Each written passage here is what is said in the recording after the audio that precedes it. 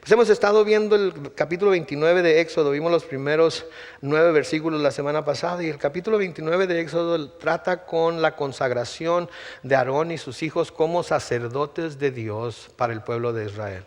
Y vimos todo lo que tuvieron que hacer, vimos los vestidos que les pusieron, vimos todas las ceremonias que tenían que hacer para poder ser consagrados. Y pudimos ver que todo lo que se hizo por ellos, por medio de los sacrificios, por medio del lavado del agua, por medio de la unción con el aceite, etcétera, etcétera, se ha hecho por nosotros también como creyentes. Nuestro sacrificio no fueron becerros, no fueron machos cabríos, nuestro sacrificio fue Jesucristo. Y su sangre es la que nos justifica, su sangre es la que nos lava de nuestro pecado. Nosotros nos ensuciamos mientras andamos caminando por el mundo, nos contaminamos de las cosas de este mundo, queramos o no, andamos en el mundo y a veces se nos pegan ciertas cosas, cuando menos nos damos cuenta, y necesitamos ser lavados por el agua de la palabra, ¿verdad? ¿Qué es lo que se nos dice en el libro de Efesios? Que Pablo les dice a los maridos que tienen que hacer con sus esposas: amarlas como Cristo amó a la iglesia y lavarlas con el agua de la palabra, así como Cristo lo hace con su esposa, que somos nosotros. Cuando nos reunimos para estudiar la palabra, el Señor usa la palabra como esa agua divina para lavarnos. Y luego también hemos sido ungidos, porque todos y cada uno de nosotros hemos recibido el Espíritu Santo. Cuando hemos creído, recibimos el Espíritu Santo, Él viene a morar en nosotros. Entonces hemos sido ungidos por ese aceite que se usaba para ungir a los sacerdotes antes de que pudieran servir al Señor. Entonces todo se trata de la consagración, y todo se trata de que nos está enseñando el Señor, inclusive a través del Antiguo Testamento, que el que es creyente, ¿sí?, es llamado a ser rey y sacerdote para Él. Es llamado a representarlo a Él delante del mundo, y es llamado a representar al mundo delante de Él. ¿Cómo representamos al mundo? Bueno, pues oramos porque el Señor nos dé una carga por las almas, porque nos dé una carga por los que están perdidos, por los que no conocen al Señor, y que nos dé el valor también para abrir nuestra boca delante de ellos y dar testimonio de lo que Dios ha hecho en nosotros, está haciendo, y de lo que confiamos que va a ser hasta el fin cuando Él venga por nosotros. De nuevo, la manera en la que Aarón y sus hijos fueron consagrados fue por medio de sacrificios. Y hoy vamos a ver más de eso, porque se nos dice que tenía que haber sacrificios en los primeros 9 versículos, pero luego en los siguientes versículos se nos dice cómo tenían que ser presentados esos sacrificios. Y como hemos estado viendo desde que comenzamos a estudiar el tabernáculo, todos los utensilios, todos los muebles, etcétera, vemos a Cristo claramente reflejado, claramente manifestado en todo lo que hemos estado viendo. Y aquí de nuevo vamos a ver a Cristo otra vez, porque podemos encontrar al Señor Jesucristo a través de todas las Escrituras, ¿sí? Porque todas las Escrituras, se nos dice en el libro de Hebreos, todas las Escrituras hablan de Él. Si todas lo señalaban a Él, señalaban a un Mesías que iba a venir, y daban descripciones de cómo iba a ser este Mesías, cuál iba a ser la obra que iba a hacer cuando viniera. Y los judíos, porque aunque creían que conocían las Escrituras, no las habían escudriñado como debería ser, no lo reconocieron cuando vino. Pero nosotros sí lo conocemos. Lo conocemos por 2 razones. Una, porque nosotros también tenemos las Escrituras, y 2, porque el Espíritu Santo de Dios está constantemente revelándonos todo lo que quiso decir desde el Antiguo Testamento y hasta el Nuevo. Sí se ha dicho que el Antiguo Testamento es el Nuevo Testamento escondido o cubierto, y el Nuevo Testamento es el Antiguo Testamento revelado o descubierto. Y entonces estamos viendo a través de lo que estamos estudiando en el Antiguo Testamento que todo esto se cumplió en el Nuevo Testamento en la persona de Jesús. Y eso nos ayuda a tener más confianza en lo que el Señor nos dice a través de toda su palabra. Eso nos ayuda a poner nuestra esperanza completa en Él. Eso nos ayuda a que no tengamos ninguna duda ni que no tengamos ningún temor en confiar completamente en Dios, porque Él es digno de confianza, porque vemos que su plan se ha estado desenvolviendo desde el principio como Él dijo que se iba a desenvolver, y por su fidelidad pasada, ¿verdad?, a través de los patriarcas, a través del pueblo de Israel, a través de la iglesia, después de que Jesucristo vino, nosotros entonces tenemos muchísimas razones para poder poner nuestra fe y esperanza en Él. Entonces noten ahí, vamos a seguir en el versículo 10 del capítulo 29 de Éxodo esta tarde. Y noten que dice ahí: después llevarás el becerro. Acuérdense que en los primeros 9 capítulos les había pedido que trajeran un becerro hasta el tabernáculo de reunión, y Aarón y sus hijos pondrán sus manos sobre la cabeza del becerro. ¿Sí? Si ustedes se acuerdan, Aarón y sus hijos habían sido lavados con agua. Habían sido lavados con agua por Moisés enfrente de la entrada al tabernáculo. Habían sido lavados en público. Habían sido lavados delante de todos los congregantes que estaban en el tabernáculo. Y hablamos de que eso hubiera sido muy humillante para ellos, de que eso hubiera necesitado que ellos se humillaran, ¿verdad?, delante de Dios para poder permitir que eso se llevara a cabo. Pero el lavamiento con agua del cual fue objeto Aarón y sus hijos por el pecado era nada más un símbolo. No tenía el poder para quitar el pecado de ellos. Porque para que el pecado pueda ser quitado, para que el pecado pueda ser borrado, tiene que haber un castigo para el culpable. Sí, Dios no ha dejado ni un solo pecado sin castigarlo. ¿Saben ustedes que eso es una verdad? No ha dejado ni un solo pecado sin castigarlo y no va a dejar ni un solo pecado sin castigar. Dios es un Dios santo y no va a pasar por alto ningún pecado. Y aun cuando los sacerdotes habían sido lavados con agua, y esto simbolizaba que habían sido limpios, de todas maneras alguien tenía que ser castigado por el pecado que ellos habían cometido.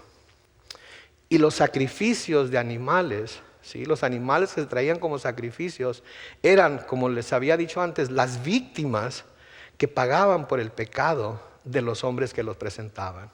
Entonces este becerro lo traían, ellos ponían sus manos sobre su cabeza. De esta manera, simbólicamente, los pecados de Aarón y de sus hijos eran transferidos al animal y luego el animal era sacrificado. La sangre de este animal, al ser sacrificado, servía entonces para cubrir los pecados de ellos. Pero aun cuando cubría los pecados de ellos, de todas maneras no los borraba. No tenía el poder para borrar esos pecados. Si necesitaba ver otro sacrificio, un mejor sacrificio, necesitaba ver otra sangre, una mejor sangre, una sangre que no fuera la de un animal, sino la de un hombre. ¿Sí? Porque el hombre era el que había pecado contra Dios. Los animales no habían pecado contra Dios. El hombre era el que había pecado contra Dios. Y el hombre tenía que pagar con su propia sangre, con su propia vida, el pecado que había cometido con Dios. En el versículo 11, noten lo que les dice: matarás al becerro delante del Señor a la entrada del tabernáculo de reunión. Tomarás un poco de la sangre del becerro y con tu dedo la pondrás sobre los cuernos del altar, y el resto de la sangre lo derramarás al pie del altar. Ahora, vimos fotos del altar, ¿verdad? Vimos los cuernos del altar. Y de hecho, los que fuimos el jueves pasado a ver la réplica del tabernáculo, pudimos ver una réplica exacta de ese altar. Y pudimos ver cómo ese altar estaba construido, pudimos ver cómo era de bronce, aunque por dentro era de madera. Pudimos ver la parrilla que se ponía ahí en donde se sacrificaba, en donde se quemaban los animales. Pudimos echar un trozo de carne dentro del altar, simbolizando así nuestro sacrificio, presentándolo delante de Dios. Entonces el animal tenía que morir, el animal era degollado y luego se tomaba. El sacerdote tomaba en este caso Moisés, tomaba con el dedo de la sangre y se ponía sobre los 4 cuernos del altar, y el resto de la sangre se derramaba alrededor del altar. Se derramaba alrededor del altar. Y había, aunque no había ahí, no lo miramos ahí, pero había una zanja, una zanjita que corría del altar hacia el lado derecho de los atrios del tabernáculo, y esa sangre corría hacia afuera de los atrios del tabernáculo. Y siempre estaba corriendo porque diariamente se tenían que presentar sacrificios, como vamos a ver. Diariamente tenía que haber víctimas presentadas delante de Dios por el pecado de los sacerdotes y por el pecado del pueblo. ¿Sí? Ahora, esto de nuevo lo hemos reflejado en el Nuevo Testamento. Miren lo que dice en Hebreos capítulo 9, en los versículos 21 y 22. Además de esto, dice, Con la sangre roció también el tabernáculo y todos los vasos del ministerio. Moisés tomó de la sangre y roció todo el tabernáculo, roció todos los vasos del ministerio. Tuvo que poner esa sangre sobre todos los utensilios. La sangre de los sacrificios tenía que tocar todo para que todo fuera purificado. Entonces, además de esto, con la sangre roció también el tabernáculo y todos los vasos del ministerio. Versículo 22 dice: según la ley, casi todo es purificado con sangre, pues sin derramamiento de sangre no hay perdón. La versión Reina Valera 60 se me hace que dice: no hay remisión de pecados. ¿Sí? Entonces lo que estaba haciendo aquí Moisés al poner la sangre del becerro sobre los cuernos del altar, estaba santificando el altar. Cada vez que ponía sangre sobre los cuernos del altar, estaba santificando el altar. ¿Sí? La sangre que se regaba, ¿sí? Después de haber usado la sangre que se necesitaba para las cosas que se necesitaban ungir con sangre o poner sangre, se regaba y se iba, salía, se mezclaba con agua y salía del tabernáculo. Pero la sangre tenía que ser presentada. En el versículo 13 nos sigue diciendo: tomarás también toda la grasa que cubre los intestinos y la grasa que cubre el hígado y los 2 riñones y la quemarás sobre el altar. Noten aquí, esto se me hace medio extraño a mí, ¿verdad? Yo no sé ustedes cuando están en una carne asada, pero cuando se está quemando, cuando está asando la carne y me acuerdo a mi papá le encantaban las chuletas de res. Ya no puede comerlas, pero cuando las podía comer le encantaban. Y me acuerdo que ponía las chuletas sobre el asador y tienen así como gordito, como grasita. Y empezaba a chorrear la grasita así sobre el carbón. Y ay, el aroma que despedía, ¿ok?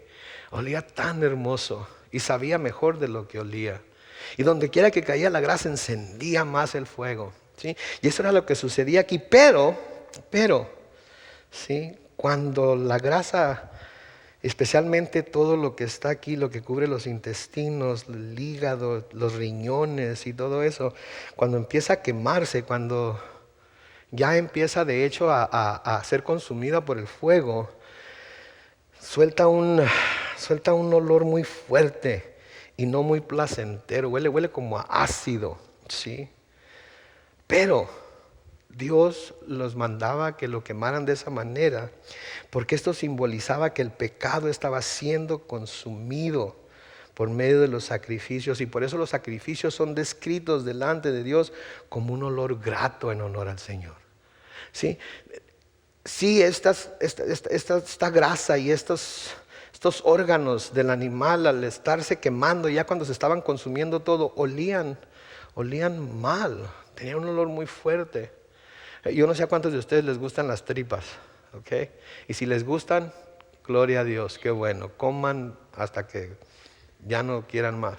Pero yo no puedo soportar ni el olor de las tripas asándose, no puedo, ¿ok? Entonces me imagino que este olor ha de haber sido 1000 veces más malo que lo que yo huelo cuando huelo las tripas.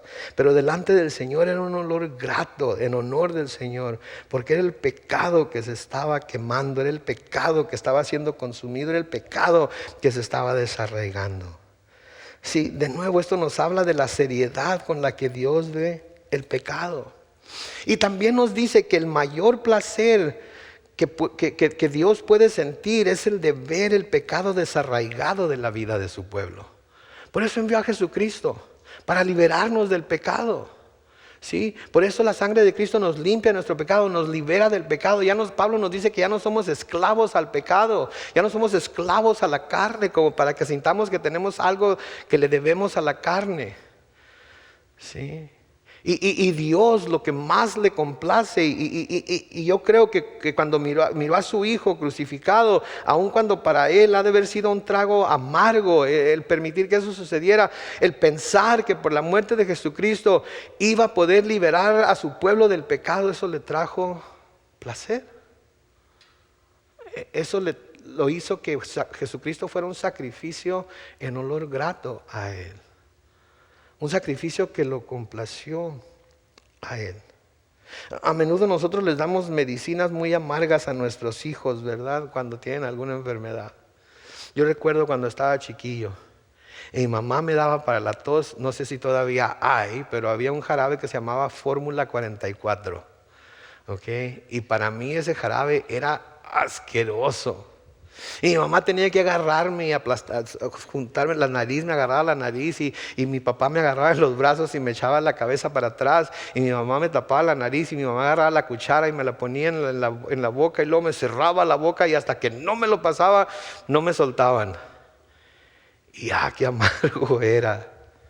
Pero ¿saben qué? Mi mamá no le gustaba verme así. Odiaba verme sufrir porque tenía que tragarme esa medicina tan amarga. Pero odiaba más la enfermedad que me estaba haciendo sufrir. Mamás, ustedes saben de lo que estoy hablando. Porque cuando ven a sus hijos enfermos, ustedes desearían que la enfermedad les pasara a ustedes para que sus hijos no tuvieran que sufrir. Y así esto también, eso es lo que simboliza. Sí, tenía un olor que para los sacerdotes sin duda era repugnante. Tenía un olor que para los sacerdotes sin duda era difícil estar ahí quemando y moviendo todo hasta que se consumiera. Pero para Dios simbolizaba que el pecado estaba siendo completamente consumido y esto le traía placer. Noten en el versículo 14 dice, pero la carne del becerro y su piel y su estiércol los quemarás totalmente fuera del campamento. Noten, pues se trata de una ofrenda por el pecado. El resto del animal entonces tenía que ser quemado fuera del campamento. El resto del animal era una ofrenda a Dios que no simbolizaba el pecado, era la paga por el pecado.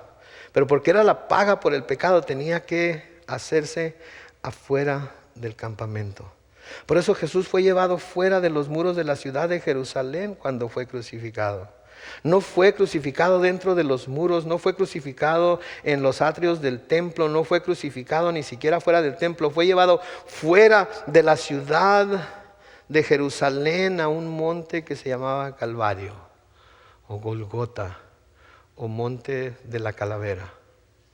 Tenía que ser afuera porque iba a ser una ofrenda a Dios por el pecado. De nuevo, uno de los libros que más nos describen la obra de Jesucristo como sumo sacerdote y que más nos describe lo que Jesucristo vino a hacer y cómo fue simbolizado en el Antiguo Testamento es el libro de Hebreos. Y en Hebreos capítulo 13, comenzando con el versículo 11, lean conmigo lo que dice. Dice, los cuerpos de los animales cuya sangre introduce el sumo sacerdote en el santuario a causa del pecado, se quemaban fuera del campamento. De igual manera Jesús sufrió fuera de la puerta para santificar así al pueblo mediante su propia sangre. Así que salgamos con Él fuera del campamento y llevemos su deshonra. Noten lo que el escritor nos está diciendo aquí. Así como Jesucristo fue sacado fuera del campamento, fue deshonrado fuera del campamento, así nosotros como creyentes ahora debemos salir con Él fuera del campamento y debemos estar dispuestos a llevar su deshonra en nosotros mismos. Vamos a ser deshonrados por creer en Él. Se van a burlar de nosotros por creer en Él. Sí, va a haber gente que nos va a perseguir porque creemos en Él. Va a haber gente que nos va a querer hacer la vida de cuadritos porque ponemos nuestra fe en Él. Va a haber gente que nos va a odiar porque les vamos a hablar de Él. Va a haber gente que lejos de creer va a creer menos, se va a enojar más contra Dios cuando escuchen que Jesús es el único que puede librarlos de su pecado. Y nos van a maldecir y nos van a echar hasta por debajo de la lengua, como dice mi mamá. Pero aquí el escritor nos está diciendo, miren, ¿saben qué? Nosotros también, así como Él sufrió afuera, nosotros también, en el versículo 13 dice, debemos salir con Él afuera del campamento y debemos de estar dispuestos a llevar esa deshonra. Noten el versículo 14 dice, pues no tenemos aquí una ciudad permanente, sino que vamos en pos de la ciudad que está por venir. En otras palabras nos está diciendo, el lugar en donde estamos ahorita, no vamos a estar aquí permanentemente. Aquí estamos de pasada nada más. Va a haber una ciudad que viene, sí, va a haber una ciudad que todavía no podemos ver, pero de la cual se nos ha hablado, a la cual nosotros vamos a ir un día.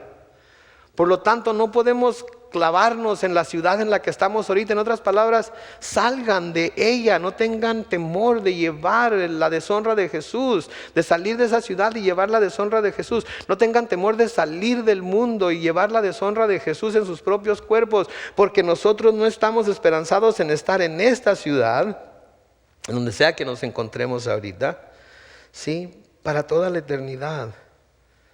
Porque vamos en pos de la ciudad que está por venir. ¿Qué está diciéndonos aquí el escritor a los hebreos? Nos está diciendo, no pongan su mente tanto en las cosas terrenales, porque esto va a pasar. Pedro nos dice que todo esto se va a fundir un día con calor ferviente, no va a quedar absolutamente nada. Pero nosotros vamos en pos de la ciudad celestial, esa ciudad que no fue construida por manos de hombres, esa ciudad que Dios ha estado construyendo para todos aquellos que sean redimidos por la sangre del Cordero. En el versículo 15 nos dice, por lo tanto, ofrezcamos siempre a Dios, noten, por medio de Jesús, un sacrificio de alabanza, es decir, el fruto de los labios que confiesen su nombre. Si fijan, nuestros sacrificios ya no son animales, nuestros sacrificios ya no son becerros, nuestros sacrificios ya no son machos cabríos, nuestros sacrificios ya no son aquellas cosas que pudieran tener algún valor o algo que tuvieran un símbolo nada más. Nuestros sacrificios es nuestra alabanza. Por eso la alabanza es tan importante, por eso participar en la alabanza de Dios es tan importante, por eso participar en la adoración a Dios es tan importante, porque ese es el sacrificio que Dios recibe como un olor fragante, como un olor que es presentado en honor de Él y para Él. Cuando estamos aquí alabando a Dios, cuando levantamos nuestras manos, cuando levantamos nuestras voces, cuando levantamos nuestros corazones a Él, nos estamos, como quien dice, presentando en sacrificio delante de Él como un olor fragante. Y estamos haciendo al cantar, estamos confesando su nombre con nuestros labios. Por eso amamos los cantos que hablan de Jesús, por eso amamos los cantos que levantan, exaltan el nombre de Cristo, porque estamos dando testimonio con nuestros labios, estamos confesando con nuestros labios al cantar el nombre de Cristo. Y cuando hay incrédulos que nos visitan, no pueden decirnos cállense, no me hablen de Cristo, no me digan nada de Jesús, no me hablen de quién es Él, porque saben que estamos cantándole a Él. Y aun cuando ellos quizás lo encuentren extraño, quieran o no, están recibiendo el mensaje del Evangelio a través de lo que cantamos. Por eso nuestros cantos deben ser teológicamente correctos. Por eso nuestros cantos deben de ser de acuerdo a lo que la palabra de Dios dice. No debemos cantar cantos que nada más porque tienen un buen ritmo, o porque las palabras riman, o porque tienen un mensaje para nosotros. No, la alabanza no es para nosotros, la alabanza es para Dios. Y los cantos que cantamos tienen que exaltarlo a Él, tienen que alabarlo por lo que Él ha hecho, tienen que adorarlo por quien Él es. Y confesamos el nombre de Cristo y testificamos de Él cuando presentamos nuestros sacrificios, que es la alabanza. Ya no son los machos cabríos, ya no son los becerros, ya no son esos sacrificios que los sacerdotes presentaban en el tabernáculo y luego en el templo. Somos nosotros como sacerdotes de Cristo llevando los sacrificios de nuestros labios, la ofrenda de nuestros labios delante de Él, exaltando el nombre de Cristo. Y la palabra de Dios nos dice que Él habita en las alabanzas de su pueblo. Así que cuando estamos todos unidos aquí cantándole, alabándolo a Él, adorándolo a Él, Él está presente con nosotros. Lo digo constantemente, pero es necesario que lo sepamos. Sí, porque venir aquí no es como venir al cine, venir aquí no es como ir a un concierto, venir aquí es a encontrarnos con el Dios vivo y verdadero, con el Dios de Abraham, Isaac y Jacob, y adorarlo por medio de Jesucristo, con el Espíritu dentro de nosotros. Sigue diciendo ahí en el versículo 15 de Éxodo 29, tomarás uno de los carneros y Aarón y sus hijos pondrán las manos sobre las cabezas del carnero. Noten, había 2 carneros, tomaban uno y sobre este ponían sus manos. Esto es lo que se llamaba el carnero de la consagración. Y luego dice, al cual matarás y su sangre la rociarás sobre y alrededor del altar. Cortarás el carnero en pedazos y lavarás sus intestinos y sus piernas y las pondrás sobre sus pedazos y sobre su cabeza. Y luego quemarás todo el carnero sobre el altar, pues es un holocausto de olor grato en honor del Señor. Es una ofrenda quemada en honor del Señor. Noten, este no es un sacrificio por el pecado, esto no es un sacrificio que representa, esto es simplemente una ofrenda presentada delante del Señor. Y es una ofrenda presentada en holocausto. Y cuando hablamos de holocausto, estamos hablando de una ofrenda que tiene que ser completamente consumida por el fuego. No quedaba absolutamente nada de la ofrenda. Todo era consumido por el fuego y todo iba en olor fragante delante de Dios. Nadie se quedaba con nada de esa ofrenda. Nadie comía de esa ofrenda. Nadie se llevaba parte de esa ofrenda. Todo tenía que ser consumido por el fuego en el altar de Dios.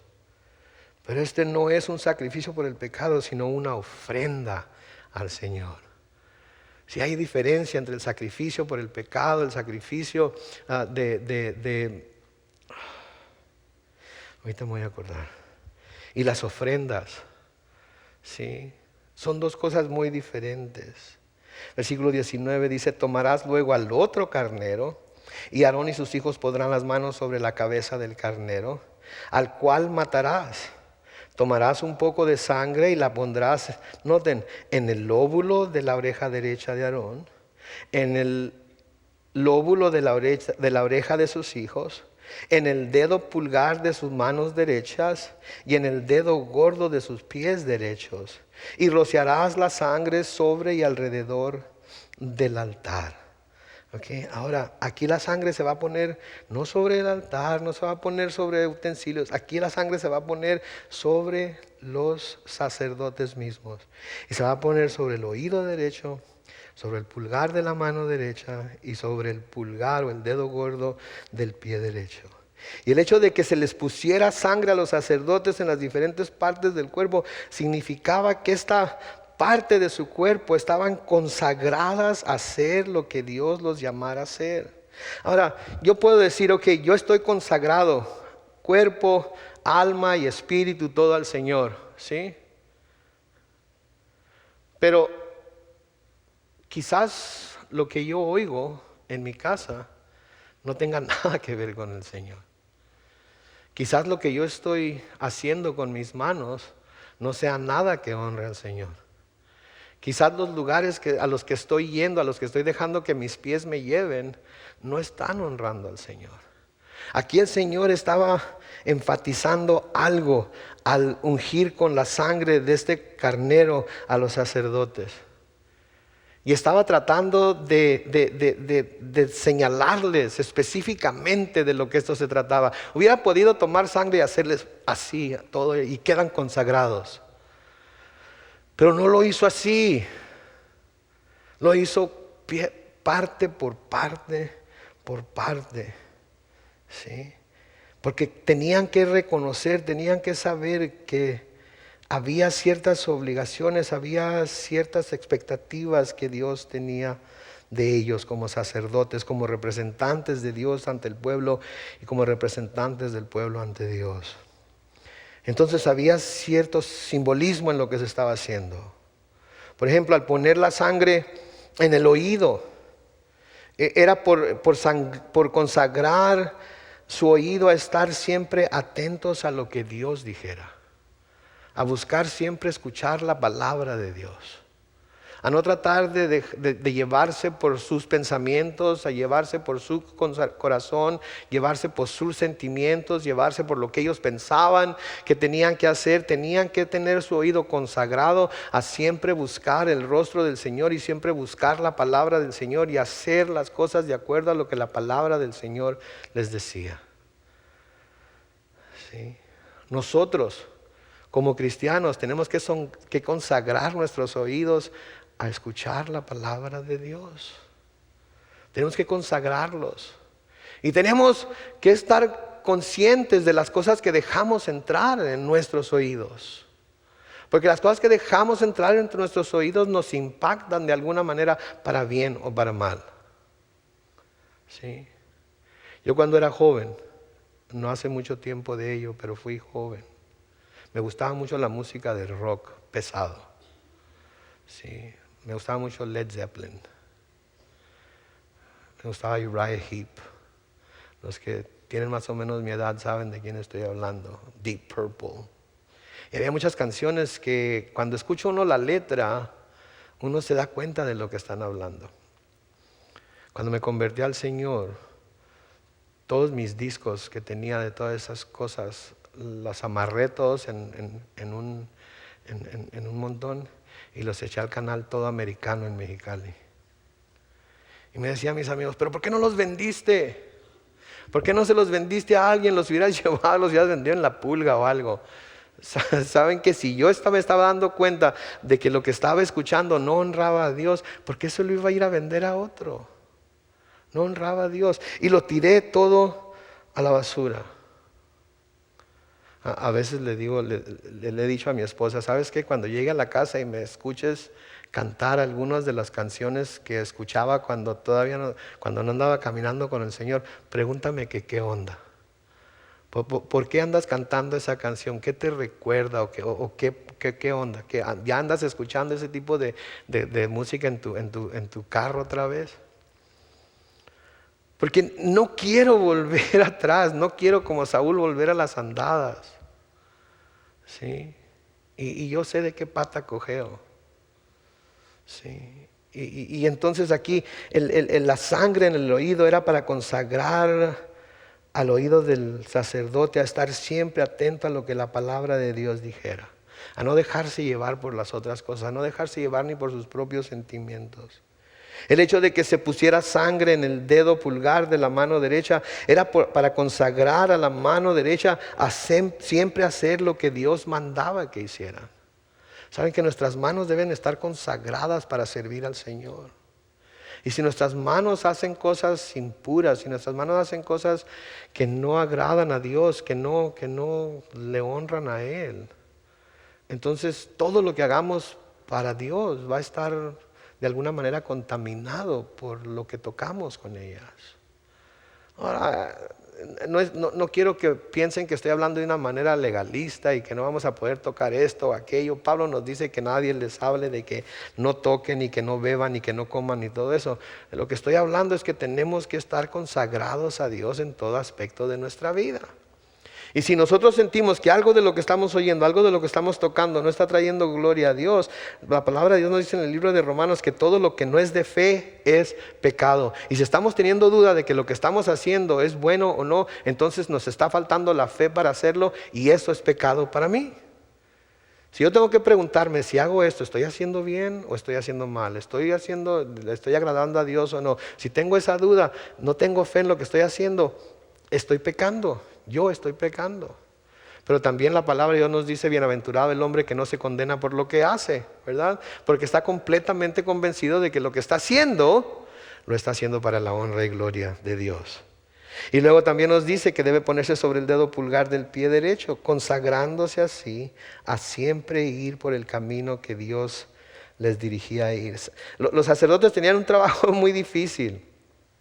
Porque los sacerdotes siempre tenían que estar al tanto de lo que hacía Dios por medio de la columna de nube y de la columna de fuego.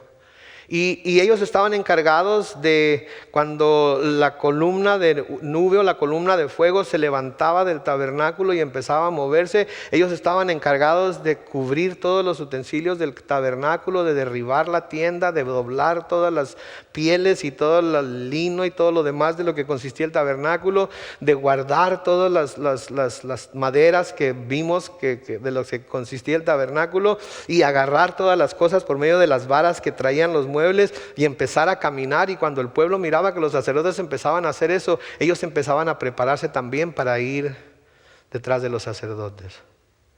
Entonces los sacerdotes tenían que estar a las vivas.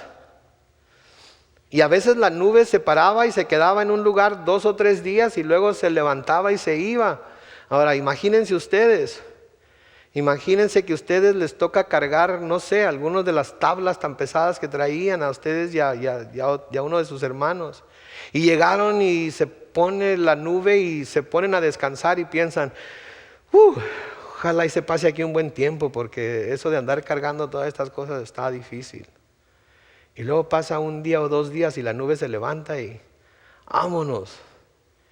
Y otra vez.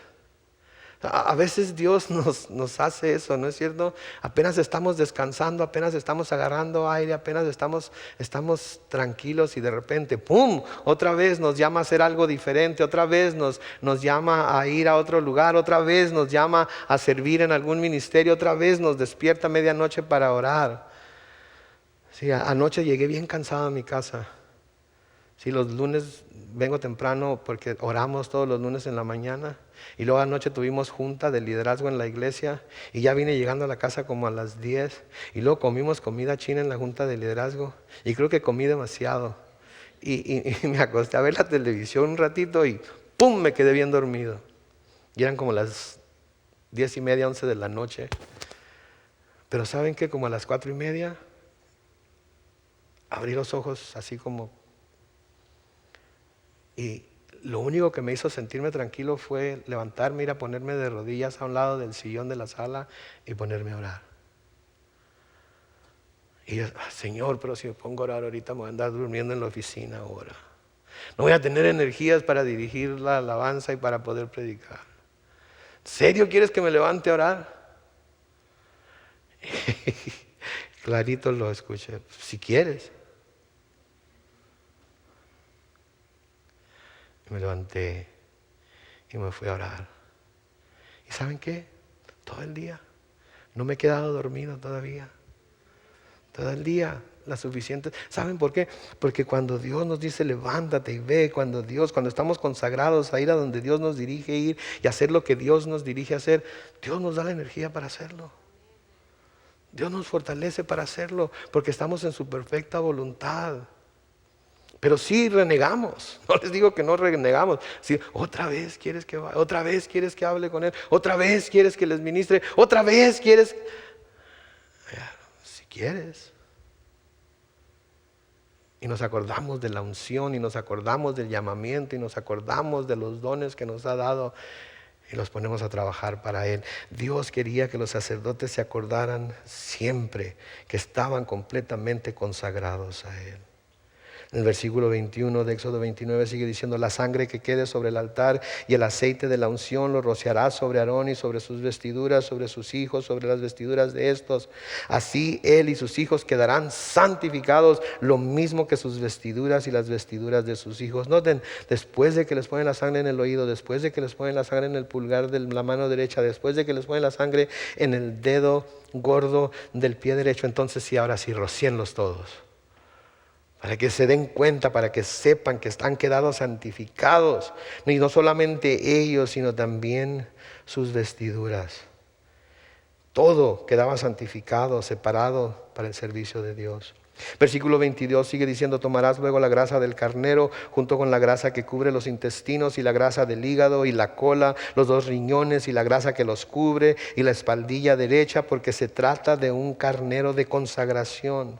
Del canastillo de los panes sin levadura, lo vimos en el versículo 2, presentado al Señor, tomarás una torta grande de pan, una torta de pan de aceite y una hojaldra, y todo esto lo pondrás en las manos de Aarón y de sus hijos, y lo mecerás delante del Señor como ofrenda mecida.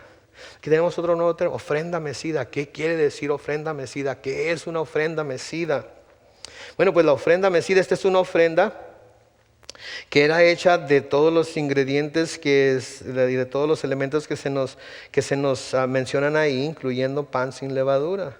Y los elementos tenían que ser alzados, presentados delante del Señor, y luego tenían que ser mecidos de un lado para otro delante del altar. No se consumía todavía, pero se levantaba y se mecía delante del altar, y con esta ofrenda se estaba reconociendo que todo le pertenecía a Dios. Que no hay nada que tuvieran ellos que no le pertenecía a Dios y que Dios no se los hubiera dado. Y es algo también que nosotros tenemos que reconocer: no hay nada que tengamos nosotros, no importa qué tanto o qué tan poco, que no se nos haya sido dado por Dios. Porque todo es de Él y Él lo comparte con nosotros. ¿Sí? Con esta ofrenda entonces se estaba reconociendo los sacerdotes que todo le pertenecía a Dios, pero también con esta ofrenda se reconocía que Dios de esa misma ofrenda les devolvía algo a ellos, a los sacerdotes, para su sustento. Noten, sigan leyendo ahí en Éxodo 29, versículo 25 ahora. Después tomarás todo esto de sus manos y lo quemarás en el altar junto con el holocausto como olor grato delante del Señor. Se trata de una ofrenda encendida en honor del Señor. Tomarás el pecho del carnero de la consagración, que es de Aarón, y lo mecerás delante del Señor como ofrenda mecida. Esta porción, noten, será para ti. Luego apartarás el pecho de la ofrenda mecida y la espaldilla de la ofrenda elevada, es decir, lo que fue mecido y lo que fue elevado del carnero de la consagración de Aarón y de sus hijos. Y todo esto les darás a Aarón y sus hijos. Este es un estatuto perpetuo para los hijos de Israel. Se trata de una ofrenda elevada y de los sacrificios de paz de los hijos de Israel. Es la porción que ellos elevan al Señor como ofrenda. Las vestiduras santas de Aarón las heredarán sus hijos después de él, para que con ellas sean ungidos y consagrados. El hijo suyo que tome su lugar como sacerdote las vestirá durante 7 días cuando venga al tabernáculo de reunión para servir en el santuario. Tomarás el carnero de la consagración y cocerás su carne en el lugar santo. Noten, Aarón y sus hijos comerán la carne del carnero y el pan que estará en el canastillo a la entrada del tabernáculo de reunión. Comerán aquello con lo que se haya hecho expiación. Esta era la palabra que andaba buscando, ofrendas de expiación, para consagrarlos y darles plena autoridad. Pero de esto no comerá ningún extraño, porque son ofrendas santas. En otras palabras, de las ofrendas que el pueblo traía, iba a haber ciertas ofrendas que eran ofrendas mecidas, que no tenían que ser completamente consumidas en el altar, de las cuales iban a vivir los sacerdotes. Acuérdense, los sacerdotes no iban a tener heredad, los sacerdotes no iban a tener tierras, los sacerdotes no iban a tener propiedades, los sacerdotes estaban completamente consagrados al servicio del Señor. Y de las ofrendas que el pueblo de Dios traía al tabernáculo y luego al templo, era de lo que los sacerdotes vivían. Ahora, aquí hay una lección muy importante para nosotros. Sí, porque noten que dice ahí: pero de esto no comerá ningún extraño, porque son ofrendas santas. Tenía entonces que ser el sacerdote y su familia los únicos que podían comer estas cosas. En Levítico capítulo 22, los versículos 10 y 11, nos dice lo siguiente: nadie ajeno al sacerdocio comerá de las ofrendas sagradas, ni siquiera los huéspedes de los sacerdotes ni sus jornaleros. Escuchen el versículo 11.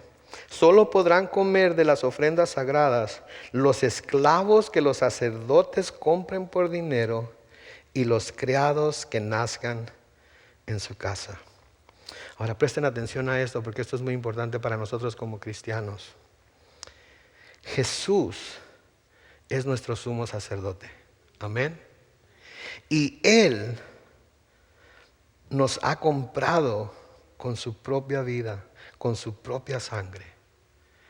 Nosotros somos sus siervos, nosotros somos sus esclavos. Nosotros hemos nacido de nuevo a la casa de Dios, somos parte de la casa de Dios. Y porque Él nos ha comprado, porque Él dio su vida por nosotros, nosotros entonces podemos comer de la porción que le toca a Él. ¿Se dan cuenta de eso? ¿Se dan cuenta de eso? Todo esto estaba restringido, nadie lo podía tocar, nadie lo podía comer. Y si no fuera por Jesucristo y lo que Él hizo por nosotros, nosotros tampoco podríamos comer de la porción que le toca a Él. Pero porque Él hizo lo que Él hizo, Él nos ha hecho hijos de Dios. Él nos ha dado, Él ha abierto la casa de Dios a nosotros, y nosotros hemos nacido a la familia de Dios por nuestro sumo sacerdote, y ahora nosotros también podemos comer de su porción y disfrutar de los privilegios de sacerdocio de nuestro sumo sacerdote, que es Jesucristo. Oh my goodness. Oh man. Cuando veo cosas como estas en las Escrituras, cuando el Señor me abre los ojos a cosas como estas en las Escrituras, digo: Señor, qué grande eres. Qué grande eres y qué bueno eres y qué qué misericordioso y compasivo eres. Me has hecho a mí parte de tu pueblo. Y en Cristo me has dado todo lo que le pertenece a Él. Imagínense ustedes eso. Dios nos ha dado a nosotros todo lo que le pertenece a Jesucristo. ¿Qué creen ustedes que Dios le negaría a Jesucristo? Absolutamente nada. ¿Por qué? Porque fue obediente y obediente hasta la muerte. Y nosotros, por su sacrificio, tenemos derecho a todo lo que Jesucristo tiene. Y por gracia. No porque lo merezcamos. No porque somos buena gente. No porque somos buenos cristianos. Por gracia. En Romanos 8, versículos 14 al 17, y con esto vamos a terminar esta noche, dice: porque los hijos de Dios son todos aquellos que son guiados por el Espíritu de Dios. Pues ustedes no han recibido un espíritu que los esclavice nuevamente al miedo, sino que han recibido el espíritu de adopción por el cual clamamos: Abba, Padre. Cuando el Señor les enseñó a orar a sus discípulos, ¿qué les dijo? Ustedes van a decir: Padre nuestro que estás en los cielos. Llamamos a Dios Padre, llamamos a Dios Abba. En el versículo 16 de Romanos 8 dice: el Espíritu mismo da testimonio a nuestro espíritu de que somos hijos de Dios. Y si somos hijos, somos también herederos. Herederos de Dios y coherederos con Cristo, si es que padecemos juntamente con Él, para que juntamente con Él seamos glorificados. Mis hermanos, como cristianos, como personas que hemos puesto toda nuestra esperanza y nuestra fe en Cristo, todo es nuestro. Todo es nuestro. Yo sé que aquí en la tierra a veces no se siente como que todo es nuestro. Pero por eso nosotros no fijamos nuestra mirada en la tierra, ponemos nuestra mirada en el cielo. Y nosotros no nos esperanzamos del gobierno y de quién es presidente y de quién es gobernador. Nos esperanzamos en el Rey de Reyes y el Señor de Señores. Y Él dijo: creen en Dios, crean también en mí. En la casa de mi Padre muchas moradas hay. Voy pues a preparar lugar para ustedes. Y si voy a preparar lugar, voy a volver también por ustedes. Y los voy a llevar a ese lugar que voy a preparar, para que donde yo esté, también ustedes estén conmigo. Oh, hermanos, fortalezcanse en esa esperanza. Sí. El gozo de saber que ese es su destino eterno les dé las fuerzas para seguir adelante. No importa qué esté pasando en sus vidas ahorita. Conságrense a Él, consagren su oído, consagren sus manos, consagren sus pies, consagren su vida eterna a Él. No nos vamos a arrepentir, porque Él es nuestro Padre y quiere lo mejor para nosotros.